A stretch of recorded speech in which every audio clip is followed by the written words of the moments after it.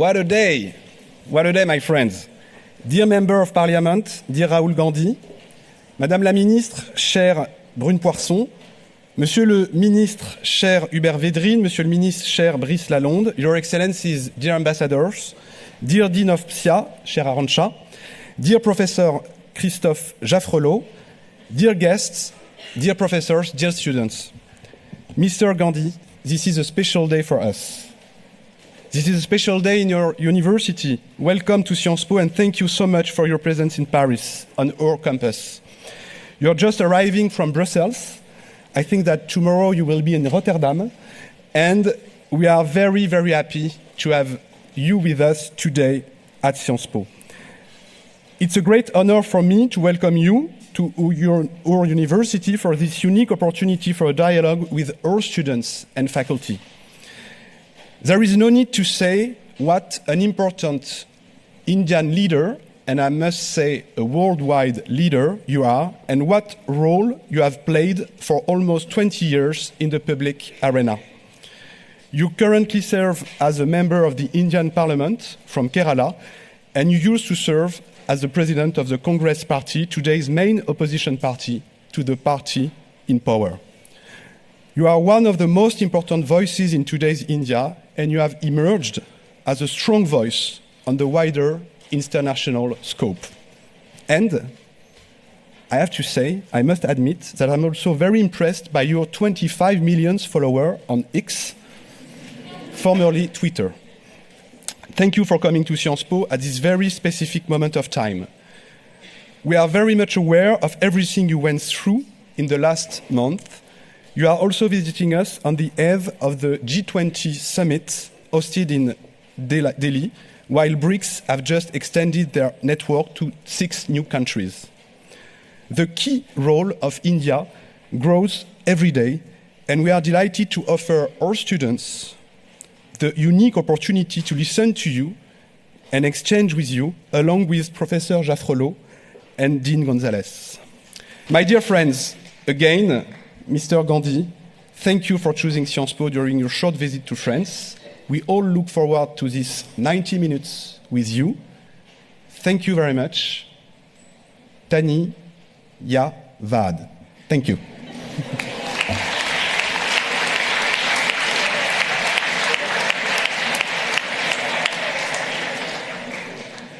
Okay, thank you. Thank you very much, Matthias. This was a very good way to start what we hope would be a great dialogue. So we've been following your Bharat Jodo Yatra across India. We've seen the many kilometers that you've done over 137 days. We're really grateful that you took a detour to come to Paris. And the first question I would have for you is, we look at India and we see a country whose economy is growing, a country which creates technology, that innovates, but also a country with millions of people still in extreme poverty. So what is it that needs to be done to make sure that all these citizens are not left behind, that they also enjoy the benefits of this global progress? I mean, that's a very complicated question. First of all, thank you for having me here. It's an honor to be here. I'd rather be sitting there, frankly, but I don't have that choice anymore. Thank you for your time. India in our constitution is defined as India, that is Bharat, a union of states. So these states, they have got together and formed India or Bharat. And the most important thing is that the voice of all the people who are included in these states is heard loud and clear, and no voice is crushed, intimidated, because I believe that India has an inherent wisdom, that it has a very long history, a long tradition.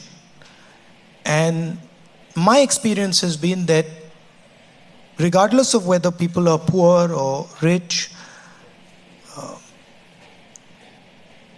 they have a sense of what India should be doing and where it should be going. So to me, the first step is protecting that voice and making sure that the institutions, the structures that protect that voice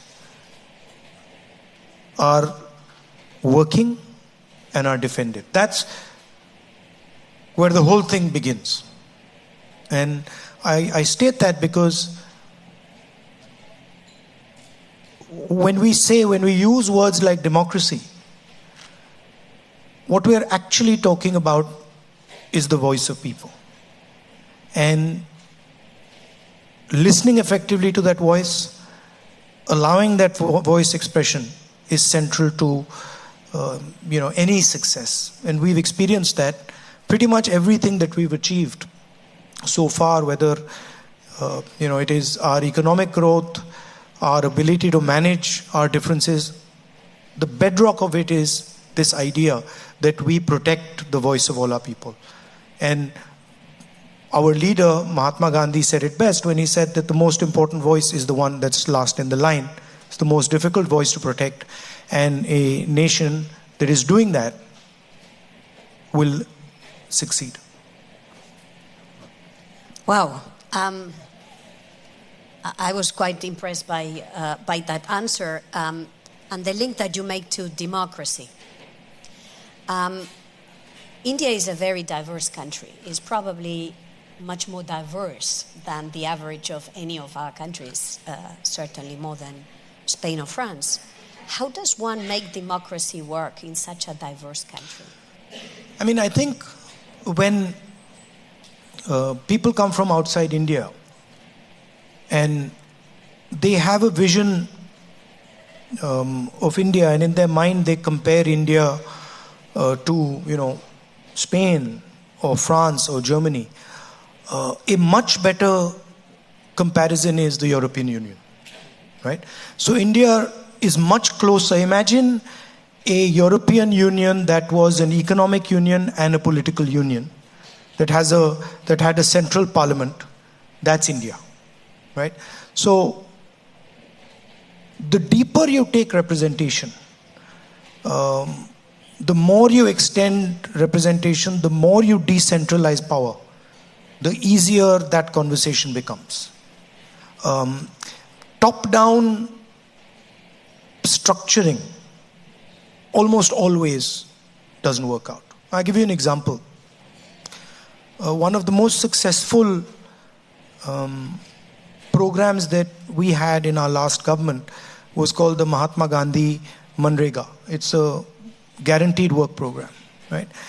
And that program started off in one district. It was tested, it was successful, and then it was scaled up from that one district to the whole of India. So that to me is the correct way to think about it.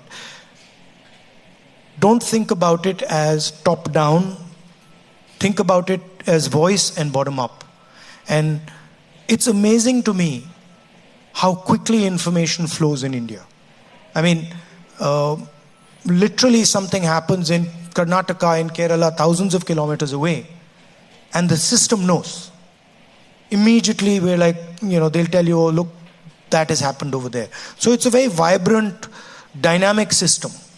But it needs to be thought of bottom up, and it needs to be thought of through a lens of empowerment of large masses of people. So, Christoph, you've been certainly observing India very, very closely. What would you say is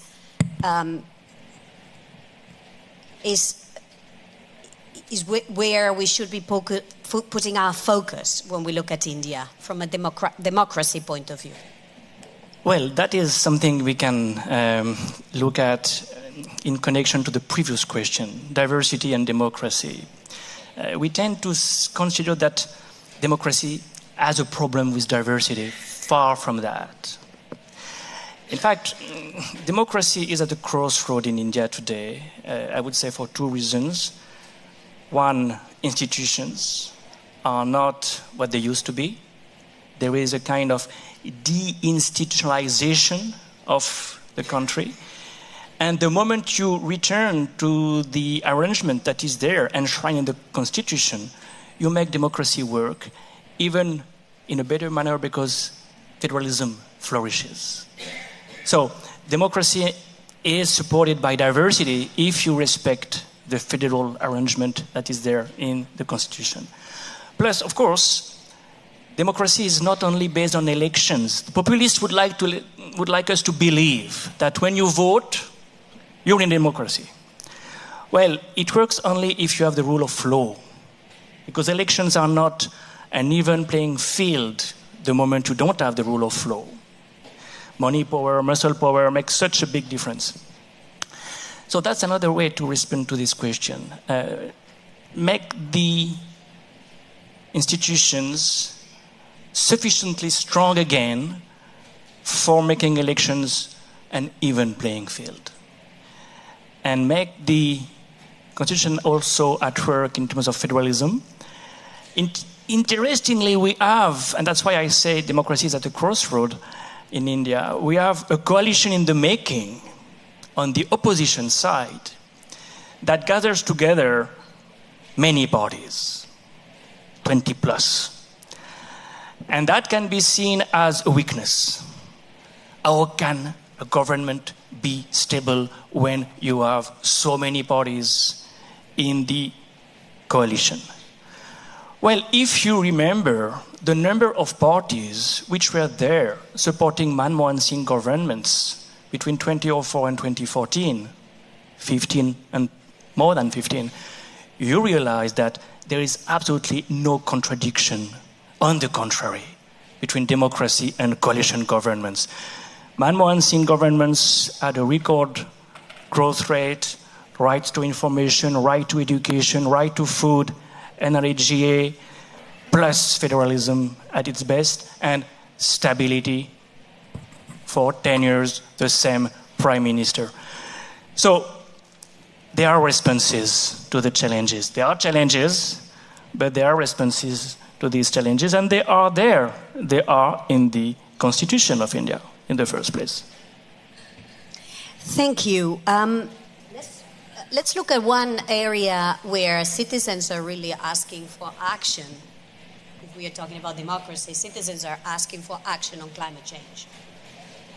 This is now an existential threat. And it's not just climate change, it's degradation of our environment, water, pollution, which enormously affects one part of the Indian population, precisely those that are probably disproportionately on the poor side, which is farmers. So tell us, what's your vision for accelerating the fight against climate change in India? Well, India has a lot of poor people. And so having the type of conversation you have here about climate change is much more difficult. It's when people's basic needs have been met and you start speaking to them about climate change, they can say yes. But when basic needs have not been met, when people are hungry, when people are struggling, then that conversation is much more difficult to hold. So that's one problem that comes. So as far as the local environment issues are concerned, people understand them very quickly. So, for example, there have been floods in Himachal Pradesh. The whole of Himachal Pradesh knows that there's something very wrong, right? And those are relatively easier to deal with, right? Because there is a political will, there is a political expression that comes. Whereas the larger, sort of bigger questions, they don't enter the discussion, the political discussion, so easily. From an Indian perspective and a global perspective, it's pretty clear that we are entering a number of transitions, right? So the one big transition is the energy transition, moving from hydrocarbons to greener energy. The other big transition is the transition in mobility, so moving from internal combustion engine to circular motion, motors, batteries. And on that, I think there is consensus that India needs to aggressively move towards greener energy systems and needs to have a clear strategy on how to make this transition. And that discussion is ongoing in India, and it's broadly heading in the correct direction. I'm going to open the floor to you in a moment, so start getting ready. There are mics on both sides of the aisle, so you have to queue, as is the tradition, and you will put the question forward. But before we do that, and while the students break the ice, there is at the moment a big international gathering taking place in India. It's called the G20. So on which side is India in international relations? At the end of the day, this is also a place where we study international affairs, right? So on whose side is India? You know, there was a leader in India once, and they were asked, on whose side are you? Do you lean left or do you lean do you lean right? And she said, no, we stand straight in the middle. So I don't, when you're dealing with a country the size of India, we have to have relationships with multiple different countries. And I think it's a simplification to say, whose side are you on? The blunt answer to that is we are on our own side. And as a nation, we act in our interest. And we do whatever suits us with regards to our interest. I don't think, it's so black and white. Are you on this person's side or are you on that person's side? For a large country like ours, it becomes very difficult to come up with an answer for that. But we do have a strong view that voice and democracy are important. And you, Professor, spoke about democracy, and I stress the word voice because it goes to his point. You can have a democracy without giving people voice. You can construct structures that actually don't end up giving people voice.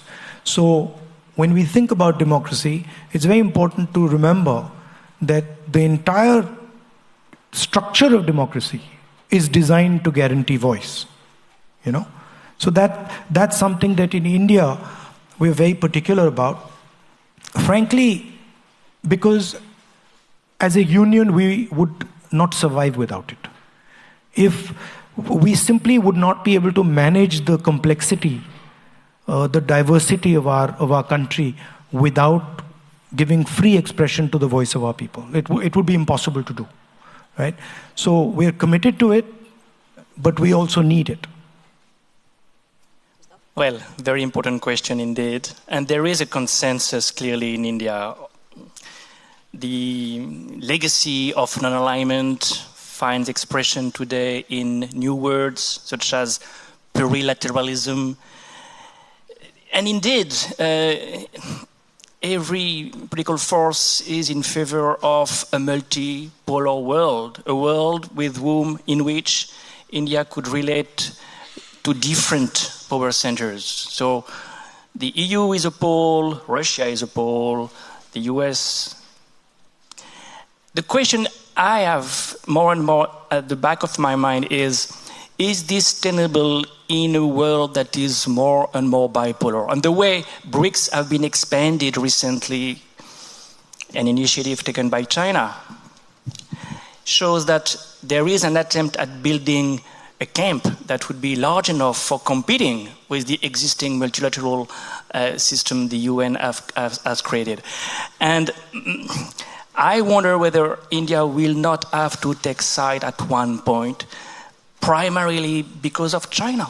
Because China is posing a threat to India in the Himalayas, posing a threat to India in its neighborhood, Sri Lanka, Nepal.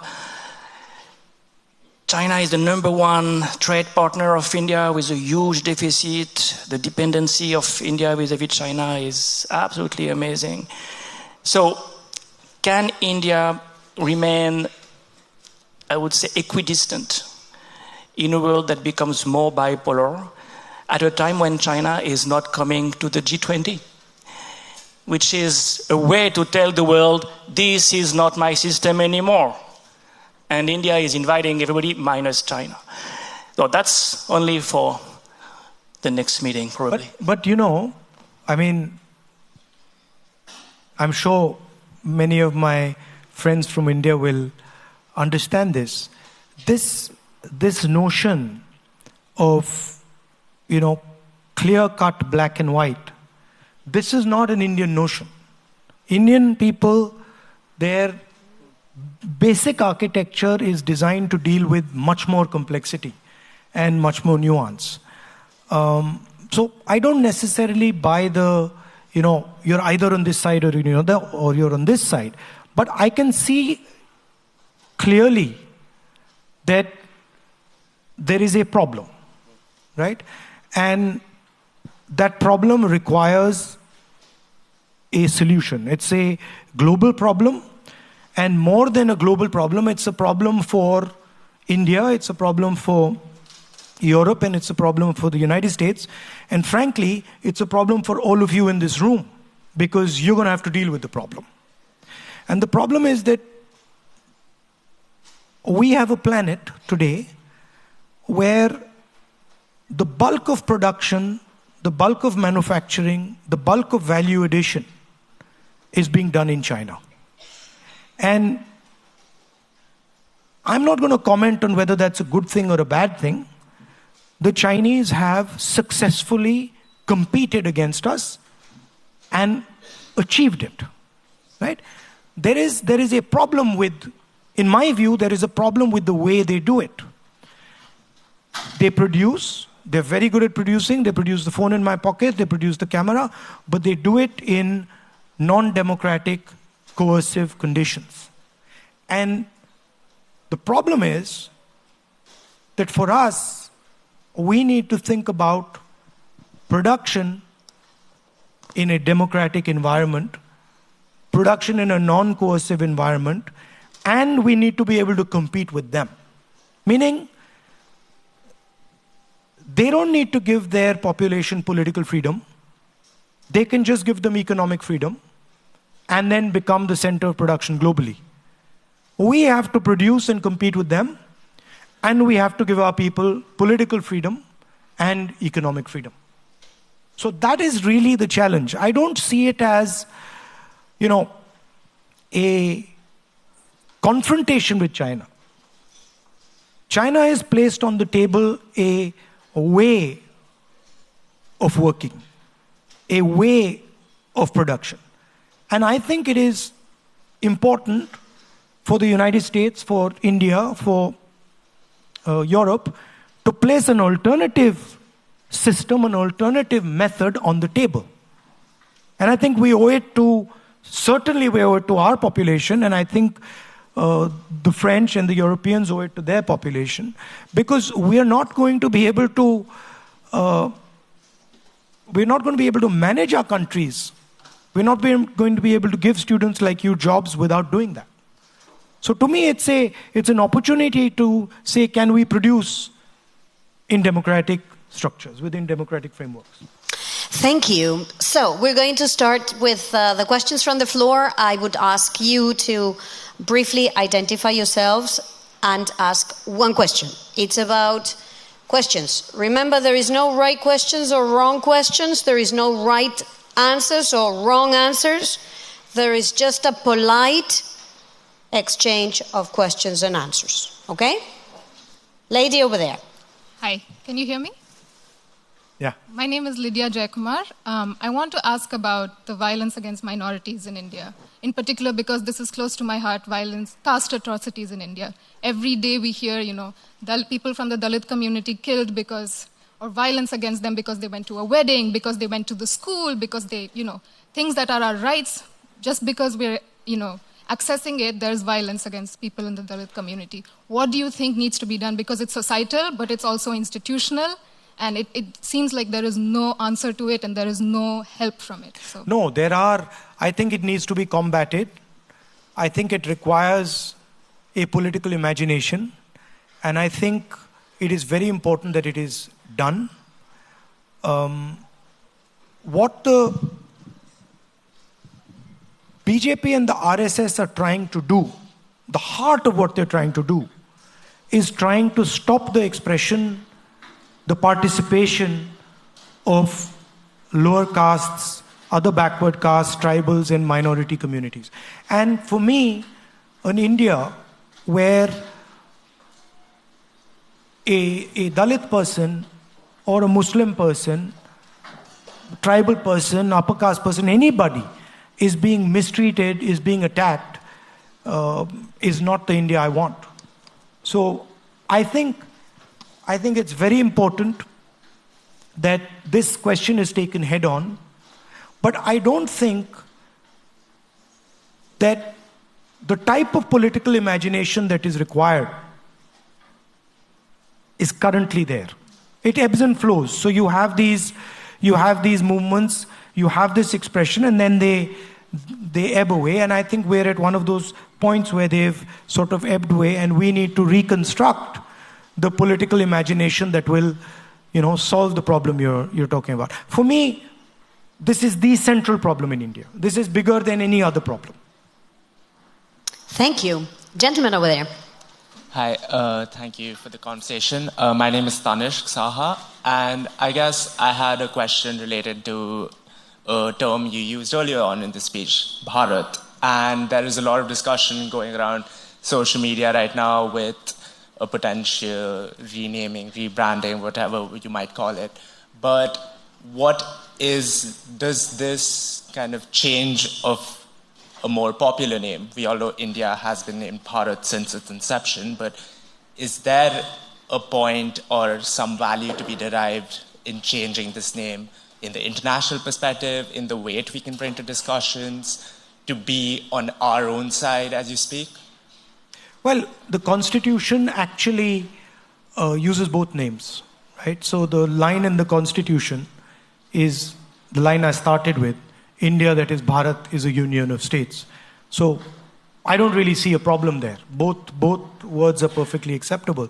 But I think maybe we irritated the government a little bit because we named our coalition India, so that got them all heated up. And now they've decided to change the name of the country. I mean, you know how these things are. I mean, we could always give our coalition a second name as well. So, I don't think it'll solve the purpose. But people act in strange ways. What do you think about it? I personally believe it might not be the best thing to focus on right now, especially given that the country is at it's at the focus of this big summit that's taking place. World leaders are there to discuss so many different issues. I found that it could have been something that could be tabled for a later moment if it was necessary, and focus about issues inside and other issues. You're right, but there is something deeper that is going on, which is that people who want to change the name of anything are basically trying to deny history, right? The fact of the matter is, whether we like it or we don't like it, we have a history. We were ruled by the British. We fought the British. We defeated the British, right? I'm sure the English don't like it, but English is spoken by more Indians than English people. It's our language, more than theirs. Right? And we speak it in our own way. We twist it and we turn it maybe in ways they don't like. So the English that is spoken in India is actually a different expression, right, that is spoken in England. Embedded in that English is a huge history, a lot of pain, a lot of happiness, imagination, struggle. Those things are embedded. And the people who want to change the name want to erase that. They don't want that the history of our country is known to our future generation. It disturbs them. Right? I believe that we should accept our history. If we were ruled by the British for 100, 200 years, okay, we dealt with it, and let's move on. So it's a deeper question. Thank you. We're going to go up there. Hello, my name is Lydia Bilali. I am a student here at Sciences Po. And for the past 3 months, I've been interning as a research intern at the German Institute for Global and Area Studies on a project that focuses on the weaponization of anti-fake news laws in South and Southeast Asia. And I've been researching a lot of dozens and dozens of cases of journalists in India that have been targeted and silenced and punished by using the Indian Penal Code.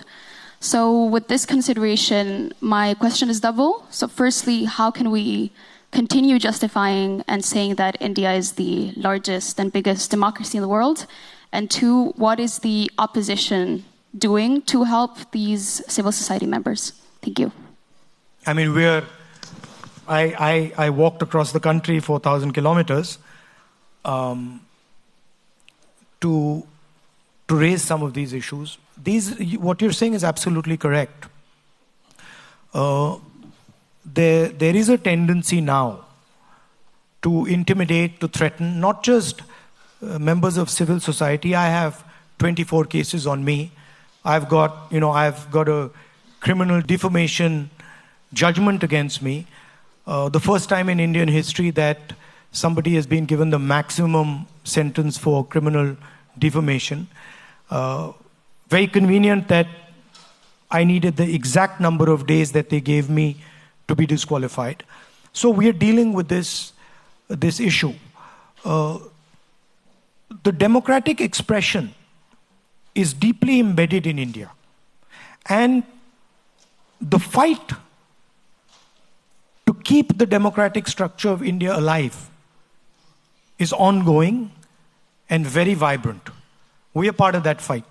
Now, when that fight is over, if that fight is over, and the other side wins, then I would agree with you. But that has not happened yet, and I do not think it's going to happen. We are going through a process. We are going through turbulence in our democratic structure, and there are millions of people, I'm sure many, many youngsters in this room, who really believe in that democratic structure and are going to defend it with everything that they've got. So it's a fight, and I think it's also an opportunity to rethink and to reimagine our country. There are many things that can do with improvement, and I think this is an opportunity, this is a test that many countries go through, and I think we'll come out just fine in this test. Thank you. We're going to go to the lady over here. Hi, my name is Anna. I'm a student at Sciences Po. You spoke about the floods in Himachal. I'm so glad you brought that up, because while climate change played a big role in the floods, one of the key factors was also the dams and the hydropower projects that Absolutely. have been building in Himachal. So my question to you is, what do you plan on doing about these mindless constructions that are across the country? It's not just the case in Himachal. You see this pattern everywhere where climate change and this kind of development they're going hand in hand and causing havoc, and Indians are losing lives to this. Yeah. No, and Himachal, of course, there's a huge amount of roads that were built, without proper planning, in a hurry, a huge amount of corruption that's involved there. So these things combine to give you the type of result that you got in Himachal. But it's a balance, and you have to operate in a sensitive way. If you involve people at the lower levels of the democracy, if you involve people at the ward level, at the panchayat level, they are able to give you much better feedback on how some of these problems should be solved. So it is a huge part of the problem is actually centralization of power. And the person taking the decision actually doesn't know the ground reality of what is going on. So I think in a lot of these issues, land issues, environment issues, the more aggressively you decentralize power and the more you involve people in their discussions, the better outcomes you have. And I've experienced this personally.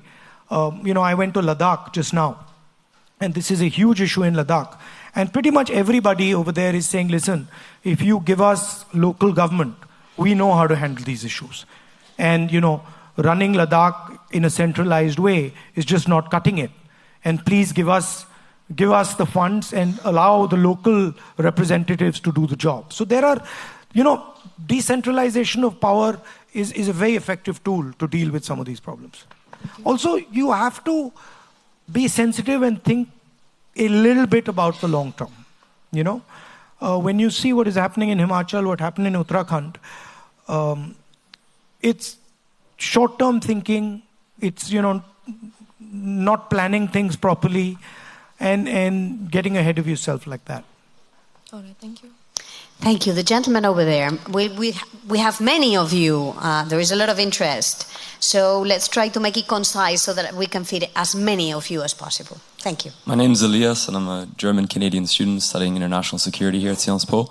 Under the BJP government, we've seen significantly warm ties between Israel and India. My question to you would be, if you were Prime Minister of India, how and would you change these relations? And would you change your approach to the Israeli-Palestinian issue?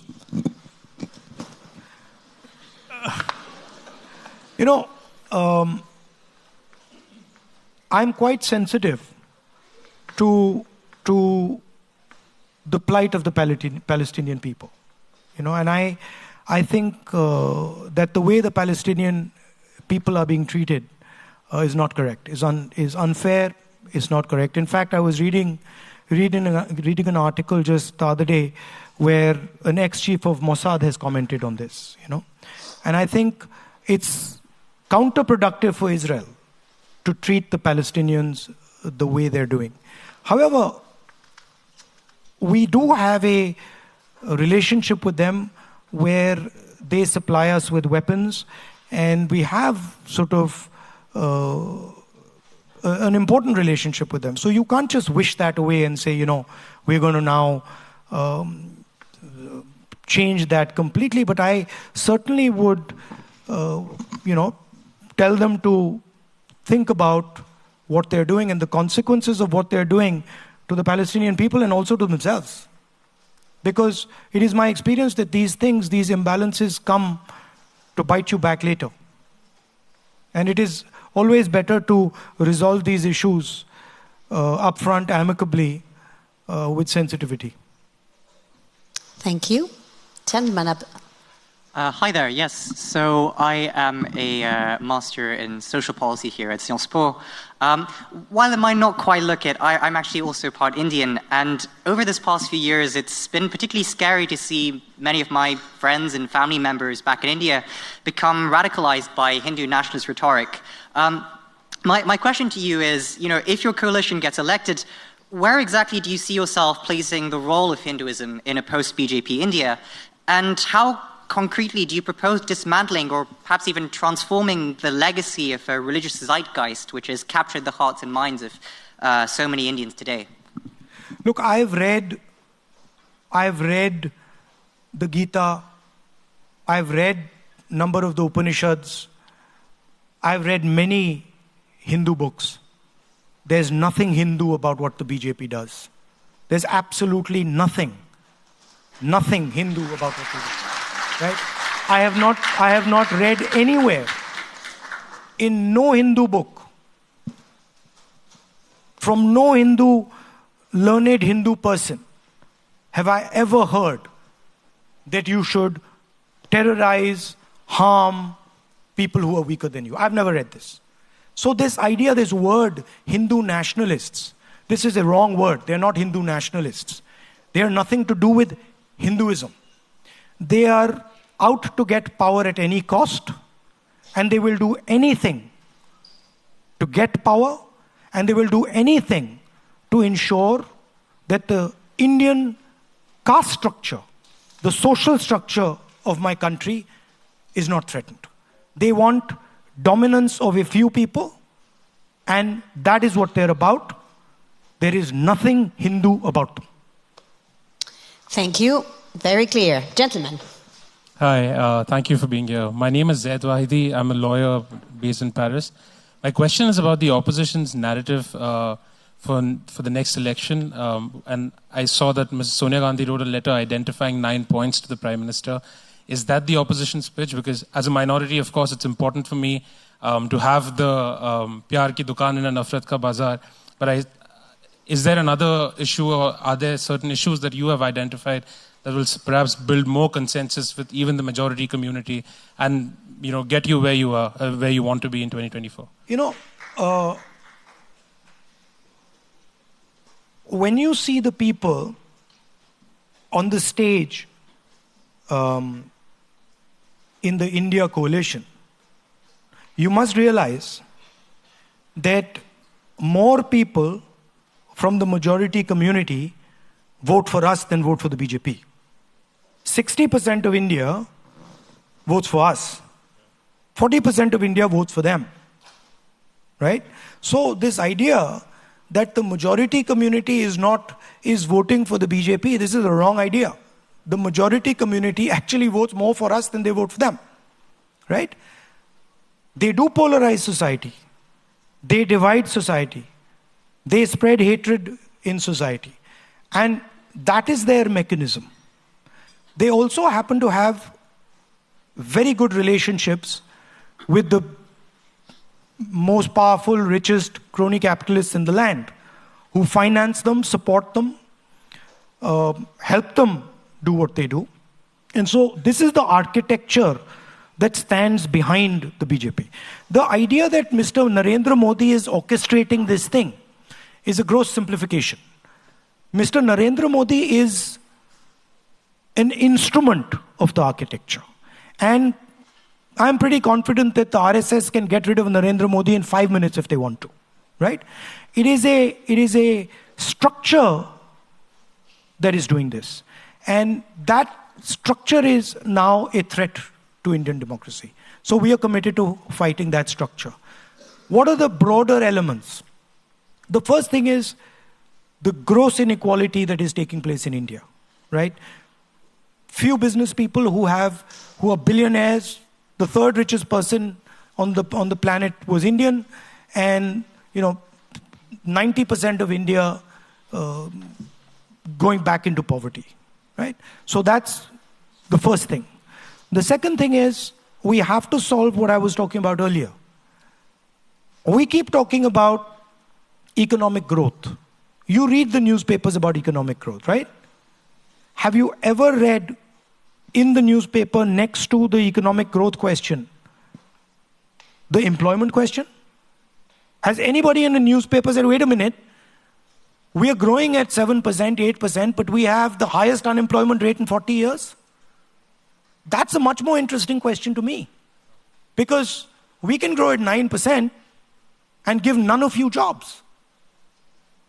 Right? That's what's happening.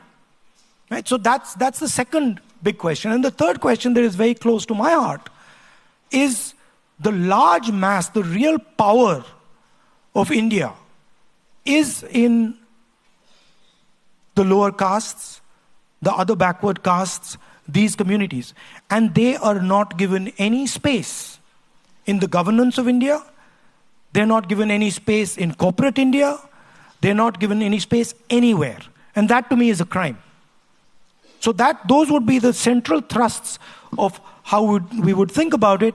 The final thing I would say is that one way to look at India is that it is making a transition from rural to urban. And the largest migration of people from rural to urban in human history ever is taking place in India and China, right? And if we're going to be making this transition, this is a frightening transition for a lot of people. So we need to give them the basic minimum architecture to make this transition safely. What does that mean? That we spend a serious amount of money on education, we spend a serious amount of money on healthcare, that government does not abrogate responsibility for healthcare and education, and that we provide a minimum floor where India commits to all its people that no matter what happens, you can simply not go below that floor. We will give you a minimum income below which no matter what happens, you're not going to go. But, you know, when I talk to students, especially the Indian students here, and the students who are not from India, the injustice that the caste system in India does, the pain and trauma that the caste system in India causes, is beyond anything I know anywhere else in the world. And so I see my politics as challenging the idea that there should be this caste order in India, that there should be this permanent hierarchy in India, and that some people, should have access to all the institutions, all the structures, and other people should just live a life of poverty and misery. So this would be the framework that the Indian coalition would be talking about and thinking about. Thank you. Gentleman over there. Thank you, ma'am. And by the way, when I said minimum floor, I didn't only mean financial floor. So I think the idea that 200 million people can feel uncomfortable in India today, or Sikhs can feel uncomfortable in India today, I think that is a matter of shame for us. And I think that needs to be corrected. And there are minorities who feel that way. There are lower caste people who feel that way. There are women who feel that way. And so we are very strongly committed to this.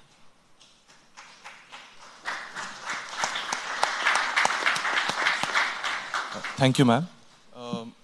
Good evening, sir. Sorry. I was looking at him. So first off, I would like to really congratulate you on this Europe Jodo Yatra. And then my question for you is actually also related to the India Alliance, but it's a more psephological question. So like, I come from Maharashtra, and before this this day, like this tour in Europe, you were also in Mumbai. You're also in my city, and there you had a very important meeting, the India Alliance meeting, where you basically put forward your values and the values that you're planning for 2024. So my question is, even if the India Alliance defeats the BJP and by extension the NDA in 2024, what next? Because most of the components of the India Alliance were themselves formerly part of the NDA, and it can be perceived that these components are only there to defeat the BJP and be in power. So once they do come to power, will this Pyar Ki Dukaan, will this this entire this narrative still remain, or will it be a relapse to the mid-90s period when we did not have kind of stability? And just another follow-up. There's just one question, remember? Yes. Because there is a long queue. Let's leave it there. All right.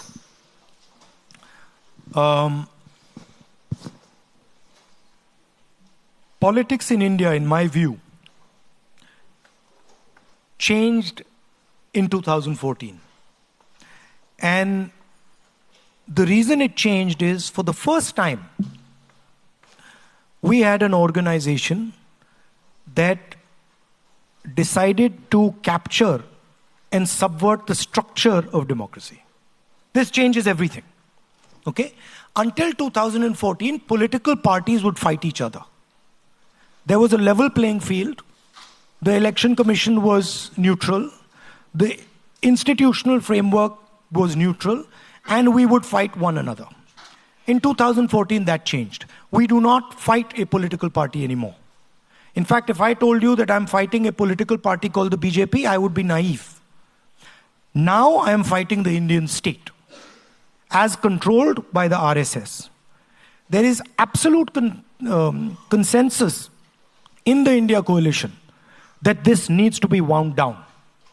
We do not want an India where our institutions are not neutral. It is dangerous for our country. It is detrimental for our country. It is dangerous for the politics. It's dangerous for you. So there is commitment that we will wind this thing back. Of course, there are a few partners who were members of the NDA alliance. I think Nitish ji is the only one, right? Mamta ji at some point had partnered with them, right? But India has completely changed, right? It is one thing to partner with a political party led by Mr. Vajpayee. It is another thing to partner with what is running India today. Thank you. We go up to the gentleman. Hello. Good evening, Mr. Rahul Gandhi. So firstly, I have one suggestion and one question. Remember that there is a long queue waiting. I'll be very quick, yeah. Good. I'll be very quick. So when people are trying to talk to you, when people are trying to reach out to the Congress party, I feel that Congress is not as receptive as it could be. I tried to sign up for the IOC about 5-6 years ago. The website never replied back to me. There are people that want to engage with you. That's his fault, huh? There are people that want to engage with you. Even in press conferences, people are saying, hurry up, ask your question quickly. And there are people really eager to talk to you, but there's not enough channels to speak to you. That transitions to my question. Even in terms of when there is injustice and when there are people expecting your support, there are moments where we see that the Congress party is not present. So today, as we speak, G20 is happening in India.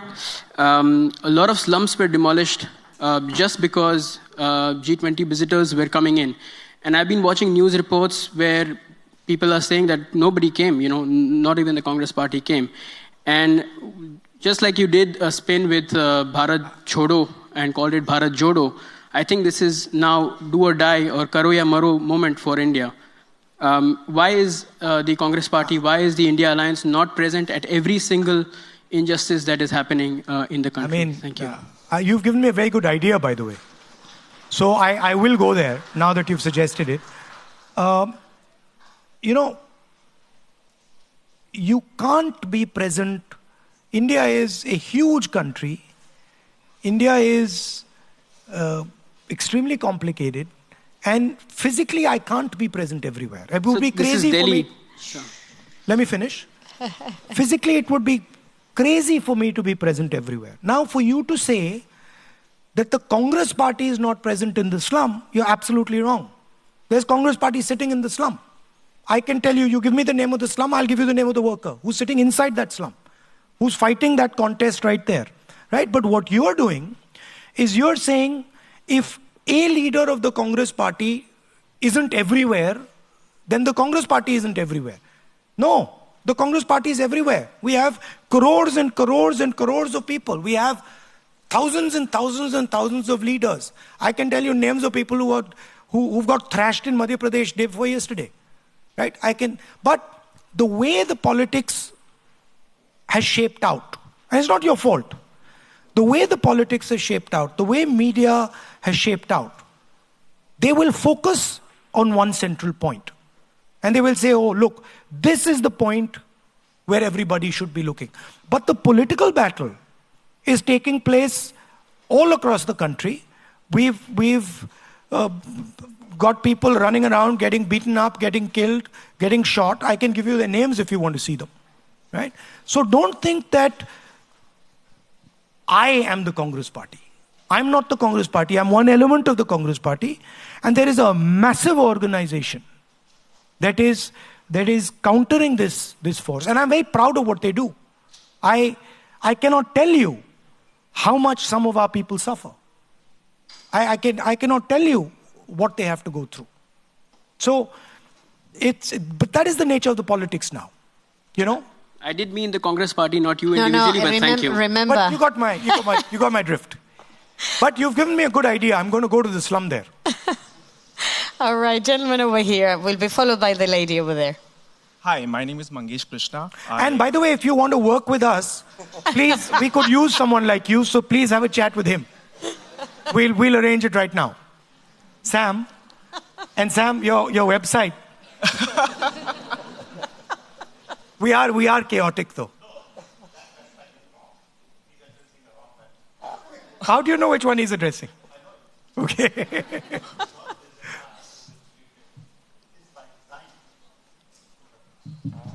Should we take this outside the room?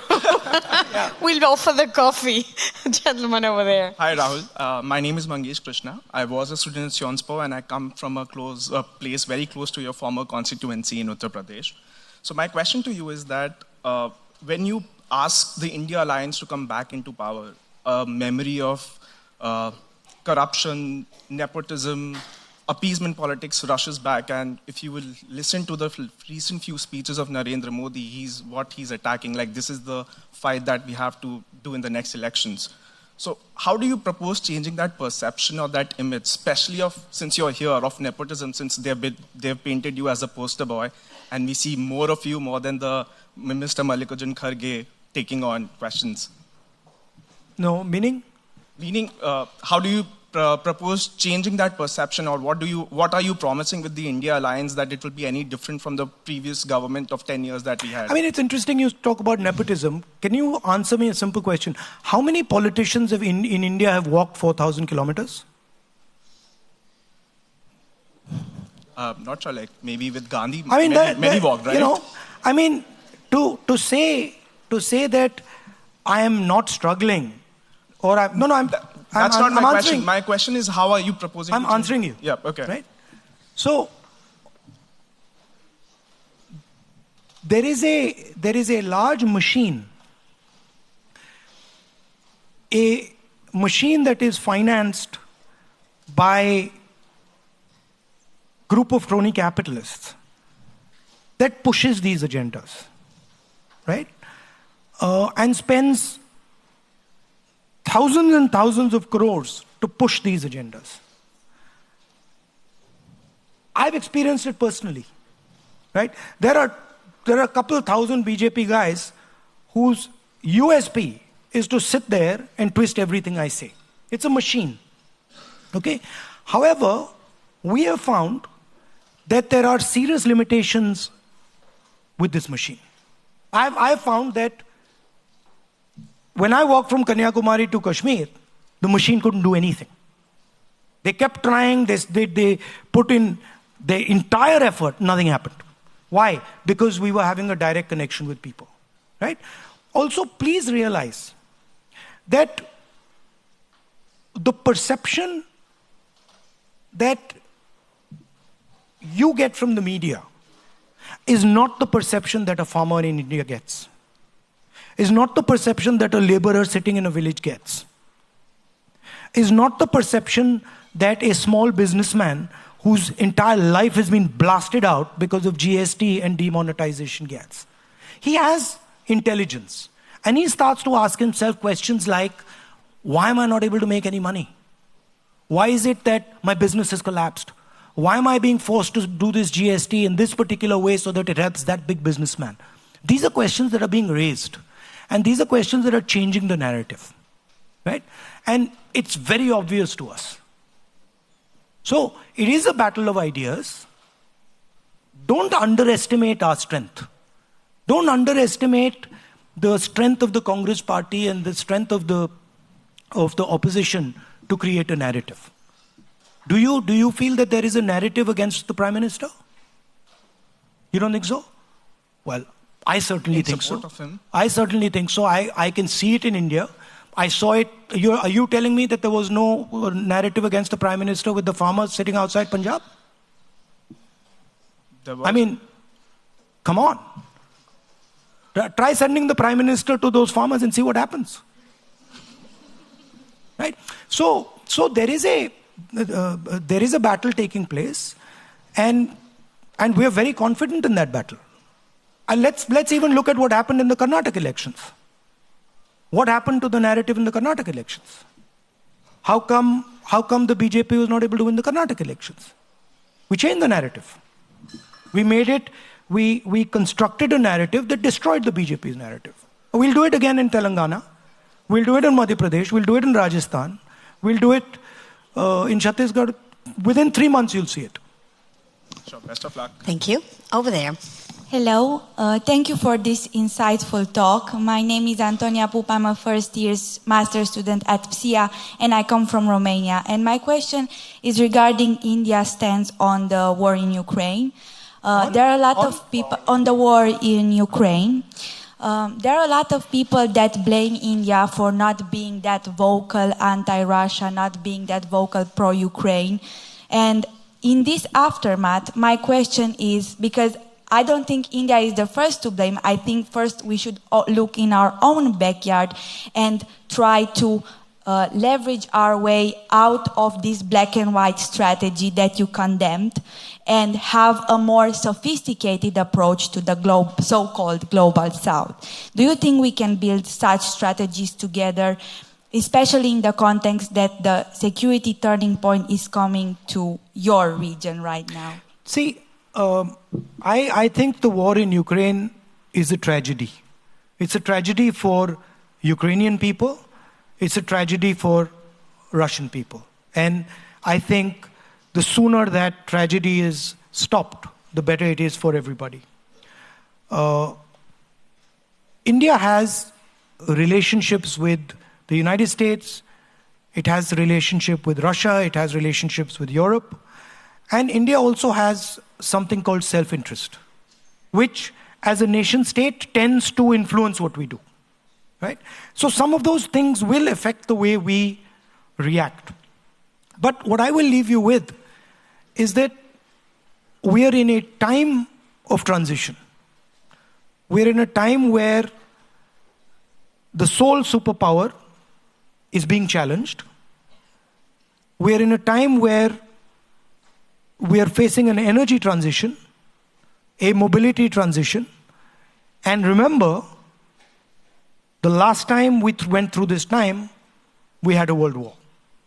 So we are heading into a turbulent time. And you will see more and more of these type of conflicts breaking out. They're going to happen. And I think we need to think about that, and we need to make sure that we reduce the impact of this instability. But I'm pretty sure that you will see the levels of violence increase as this transition goes through. Thank you. Thank you. Up there, gentlemen. Thank you for this wonderful conversation. My name is Anubandh. I have a question that in the last 10 years, we have seen that the social fabric of India is under deep pressure. It's been damaged when it comes to the treatment of minorities, be it religious or caste, the treatment of women, the tampering of history books. So clearly, the India bloc has a political challenge ahead of them, and you do oppose the politics of BJP. But let's imagine that tomorrow India bloc comes to power. Proactively, what plans, what strategies you will put in place so that this social fabric will be repaired? And lastly, in this, how important for you is the support of non-residential Indians for the election campaign next year? Thank you. No, I think, it's not a, people don't remember this, but most of the freedom fighters in India, Gandhiji himself was a non-resident Indian. He lived in South Africa and he came back to India for the freedom struggle, right? And if you look at the top leadership of our freedom struggle, they were all people who had lived outside and had come back. So I think you're central to this struggle.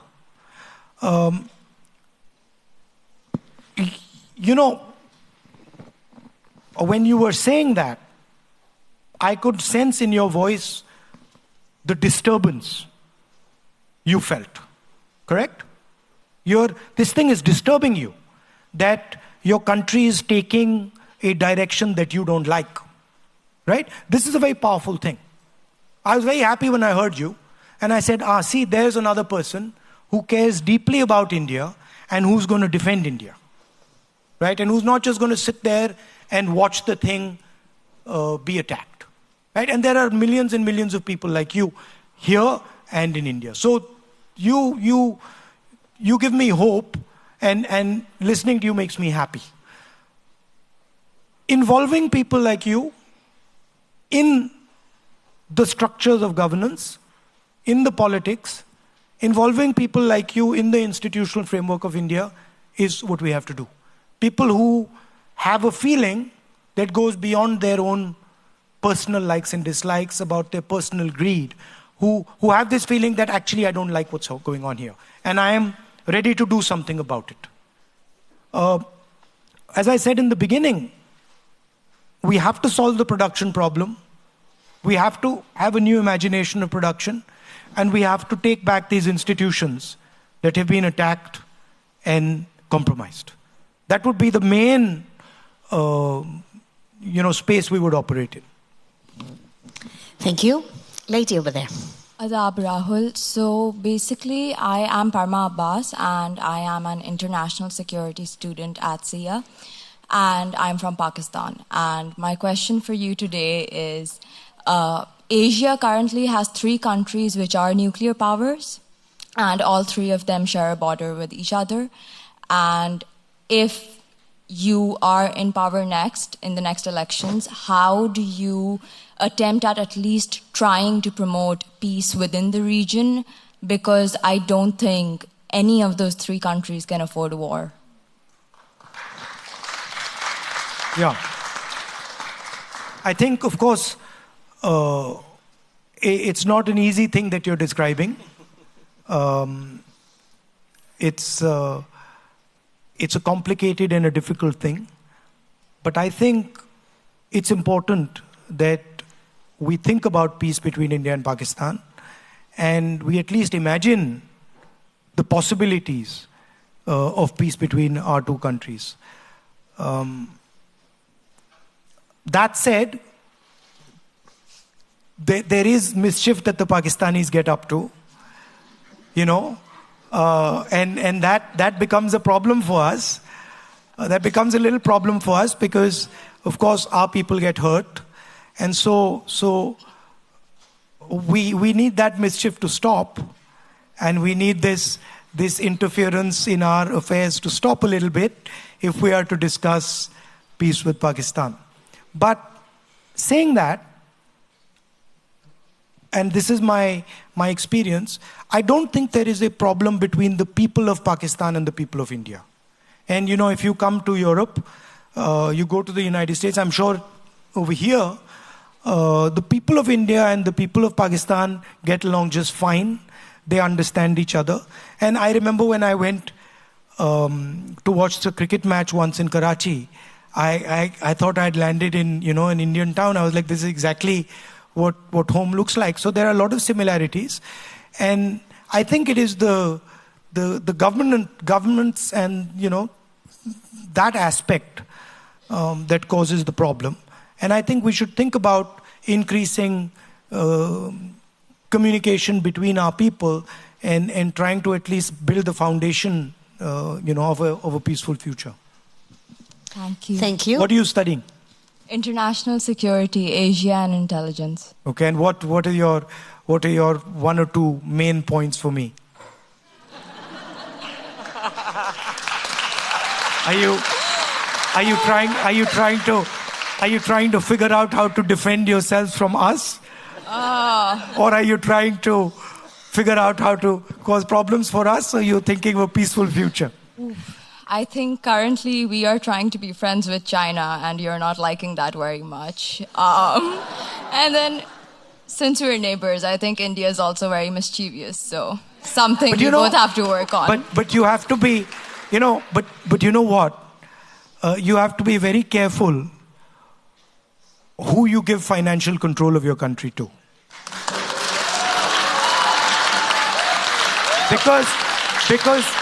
Because you can, and I know you understand what I'm saying, because you can suddenly find yourself in a place where you didn't want to be. Yeah. But I think there is maybe not in the short term, but I think in the medium to long term, there is scope for peace between Pakistan and India. And I think youngsters like you should be thinking of a world where that happens. Thank you. Thank you. Nice. Right. Gentlemen. Hi, my name's Amir. Sorry. My name's Amir. I'm a student in international security. And I was actually about to ask a very similar question because my dad's from Pakistan, my mum's from India. No, so you're also from Pakistan? Yeah, both. Okay, so we got to line up now. No problem. I'm okay with it. So I was going to actually ask exactly the same question about nuclear relations between the two countries, but I'm still going to ask you a question more specifically about Kashmir and what a roadmap to peace between the two countries relating to that specific area would be. Sorry, I can't hear what you're saying. Can you? Yes, sorry. Oh, there we go. Yeah. I was going to ask you specifically on Kashmir, what a roadmap to peace between the two countries would look like. I mean, if I knew that, there'd be no problem. I think the roadmap is complicated.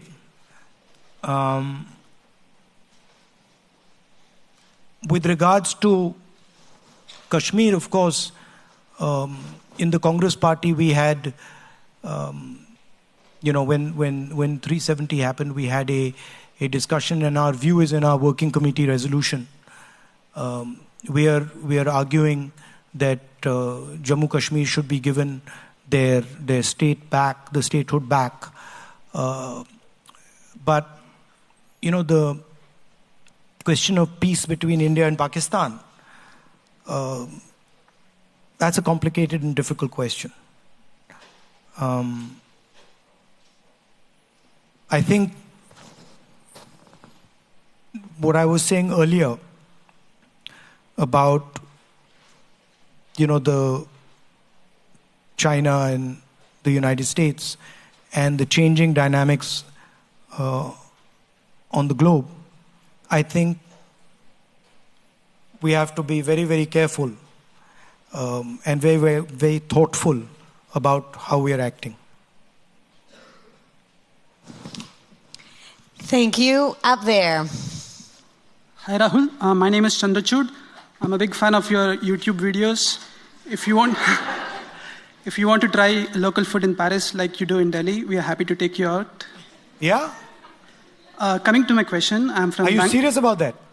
For sure, yeah. You want to do that? Of course, yeah. Okay, we can do that. Coming to my question, I'm from Bangalore. So where are you going to take me to have local food then? The Kartiya Lata. Huh? Where is he going to take me? So, where is this place? We are in the Kartiya Lata. It's the student area of Paris. There No, but where are you going to take me for dinner? I'll pick a place in the Kartiya Lata. I'm not sure yet which one. Okay, let us know and we'll do it. Great. So my question, I'm from Bangalore. I studied here at Sionspor between 2012 and 2014. Then I did another master's in computer science, and now I work in AI. For many reasons, for example, creating my own startup, it would be convenient to take up the French citizenship. But as I want to continue voting in India and also maybe set up something over there, I've chosen to keep my Indian passport. Would you support dual nationalities for all Indians abroad? I mean, these are complex questions where you can't give these things don't work that you support it so it happens. These things are much more complex discussions and they have implications. We can certainly think about it and have a internal discussion in our party about it, a serious discussion about it, but it's not something that I have really thought about in detail. Okay, thank you. Would you like dual citizenship? Yeah, that would be great. Yeah? Most of you would like it, right? So but why? But is that a sort of a hedge? Is it a hedge? No. Is it a little bit of a hedge? No, you want to have the best of both worlds. Why not? It will degree. Yeah. Okay, we're running very, very short of time, so we're going to take 2 additional questions. It's already an extra. I would like you guys to be short, the lady and then the gentleman. The lady, please. Good evening, Mr. Gandhi. My name is Smriti Bhatt, and I'm a master's student from Social Policy and Social Innovation. As you already have answered partly my questions, I would try to keep it short. The place in Delhi which is being, where people are being mobilized in lieu of G20 is Badarpur, where you plan to go. The slum? G20. Yeah, okay. Where they've been, their slum been broken. Yeah. You plan to go there, so I'm just like letting you know the name of the place. They'll be very annoyed with you, by the way. It's okay. It's okay. In all honesty and humility, I wish to ask you if there is a defined secularism or a future of defined secularism in the country. If the party comes to power in the next elections, how do you specifically counter the hate and the chest thumping that has happened in the past few years regarding religion and education? And you can choose to answer whichever. You know,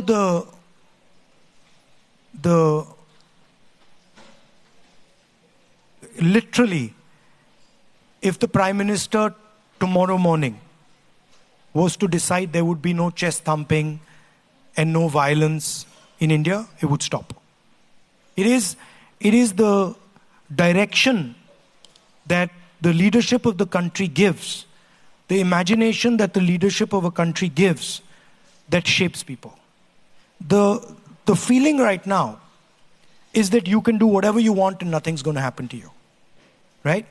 The moment the feeling becomes that there are going to be consequences to attacking someone, consequences to beating up someone, that behavior will change instantly. I guarantee you. Right? That doesn't resolve the earlier question about institutions, which is this sort of disease that has now entered the Indian institutional framework, where the neutrality of those institutions has gone out of the window. And I think there, frankly, we will have to make examples of people. We'll have to make sure that some of the people who have done what they have done pay a significant price for what they've done, so that anybody who's thinking about doing it again understands that they will also pay the price for attacking the soul of India. Because that is how I see it. This is an attack on the soul of India, and the people doing this should pay a price for it. Thank you. Thank you. And the last question goes to the gentleman. Hi, my name is Arman. Can you hear me? Yeah, okay. So my question, I attended one of your speeches at the Bharat Jodo Yatra, and I remember when you mentioned crony capitalism, the crowd went wild. They were all like, Adani. And so there's this feeling clearly on the ground that this kind of top-down development is happening, right, in India, economic development, where there is crony capitalism, like you said. And my question is, if we are to decentralize power, where the state is less involved in all affairs, economic affairs, etc., how would you or how would your coalition ensure that the concentration of wealth does not take place in a few corporations? By the way, just because you have decentralization of power doesn't mean the state is less involved. The state is just involved at a different level, right? But the state is still involved. The center is not involved. So, for example, if you go to Kerala, I'll give you an example. I'm the member of Parliament of Kerala. If I want to take any decision in my constituency, I have to speak to the local body people. I can't just, as a member of Parliament, suddenly say, I now am deciding to do this. They'll come to me and say, how did you do that? You have to have a conversation with us. So it roots you very quickly, because they can charge me a price. They can send me the bill, right? So decentralization does not mean that the state is walking away. The state is just coming at in a different level. right? So what was the second part of your question? So how would you ensure that, I mean, monopolies don't happen in India? Look, what you're having in India today with Mr. Adani is so blatant and it's completely so over the top, right? I don't think there's any other place where this is going on. The gentleman is in, pretty much every single business, right? As people know, he's manipulating, he's sending money out of India. He's manipulating his stock price. He's using that money to buy Indian assets. It's a big circle, And part of the reason the Prime Minister suddenly got so excited about this Bharat issue is because of the Adani story. Everybody knows it, we know it, that there are very close linkages between the Prime Minister and Mr. Adani. The documentation is available, right? And he's not going to get away with it. Eventually, he's going to be held accountable for it. So it is so over the top that it's completely ridiculous. However, you can have policy structures that seriously affect how you distribute income. I'll give you an example. The GST, right, is a tax on small and medium businesses. Small and medium business has to hire an accountant, has to go through a whole process, which costs him relatively much more than it costs Mr. Adani. Right? Demonetization is an assault on small businesses. Demonetization wasn't about black money. It was about breaking the back of small and medium businesses in India to pave the way for an Adani. So how you define policy and how you think about policy, where you put money, fundamentally determines how you distribute it. Right? So those things are not difficult to do. Manrega. Do you think Manrega distributes wealth? Hugely. Right to food distributes wealth. Supporting small and medium businesses distributes wealth. Developing skills distributes wealth. Destroying small and medium businesses concentrates wealth. GST applied the way it is concentrates wealth. What you did during COVID concentrates wealth. Giving a free pass to every large business guy and forgiving their loans and not forgiving the loans of farmers concentrates wealth. So what you do is very clear. It's not complicated. And we have a history of doing it. Can I have the last So question, as we're coming to an end, I wanted to see if you had a recommendation or a parting message for these students. At the end of the day, you're the chairman. This is quite an unfair process here because I've been asked, I don't know how many questions, and I'm not allowed to ask even one question. But that's the nature of the game. So I would quite like to know from the students here. I mean, I didn't study in Paris. I studied in the US and in England. What is it like to study here?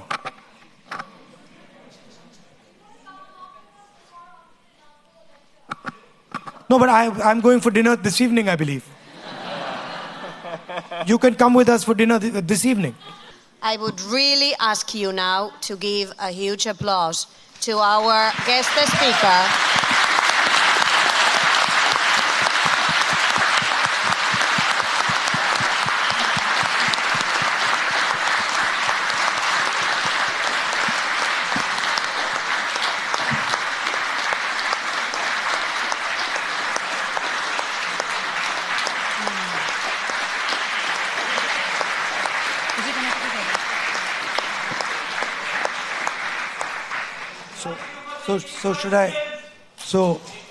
So should I conclude?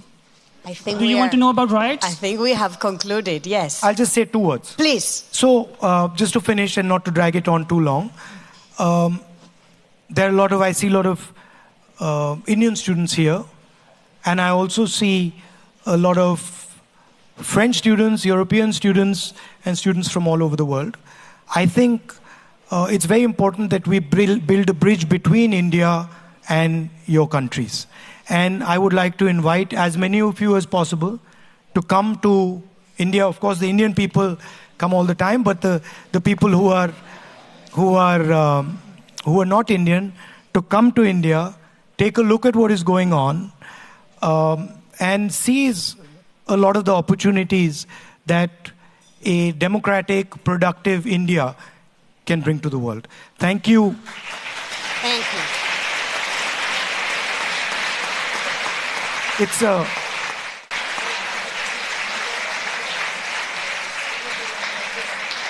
It's a chaotic and fun place. So do come. And if there's anything we can help you with, especially the Indian students, please let us know. I'm happy to come and try your restaurant with you if you want. Thank you.